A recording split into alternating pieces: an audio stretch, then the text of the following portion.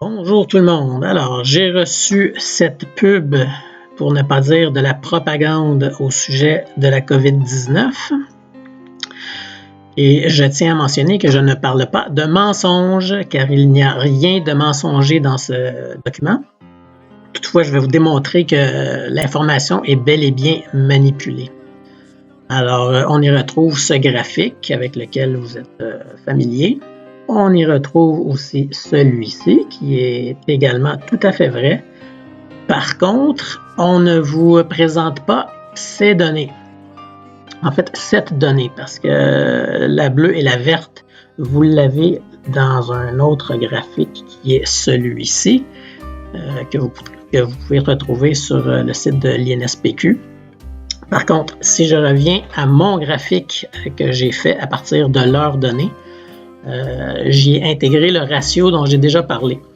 Alors, peu importe l'augmentation du nombre de tests ou la variation du nombre de tests que vous avez vu dans l'autre graphique, le ratio de gens infectés ne cesse de descendre et de façon régulière.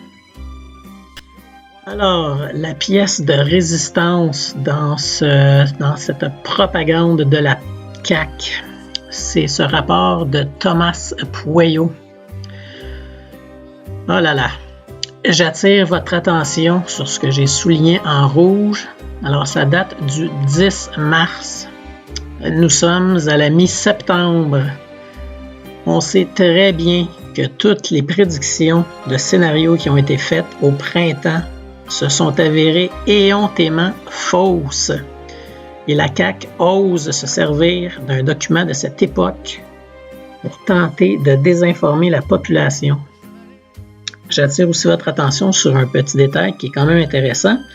Les gens disent souvent à tort que la Suède est un pays qui n'a pris aucune mesure, alors que c'est un exemple parfait d'un pays où est-ce qu'ils ont eu des mesures de mitigation, comme vous voyez sur la courbe rouge. Et de toute évidence, en rétrospection, on sait maintenant que la Suède a suivi la même forme de cloche que tous les autres pays et non celle de la courbe rouge. Je suis par contre heureux de voir que dans le document de M. Pueyo, il y a également quelque chose que j'avais publié au mois de mars, c'est-à-dire les courbes de Pittsburgh et Saint-Louis en 1918 lors de la grippe espagnole. Il y a aussi inclus les courbes de Denver. Et vous allez me demander pourquoi quelle en est l'utilité. Mais moi, je la vois très bien, l'utilité. C'est que vous pouvez clairement voir sur les deux graphiques que s'il y avait eu une deuxième vague, la deuxième vague, systématiquement, s'est passée 2 mois plus tard. Donc, ça aurait été au mois de mai, voire peut-être le mois de juin. Donc, pas de deuxième vague.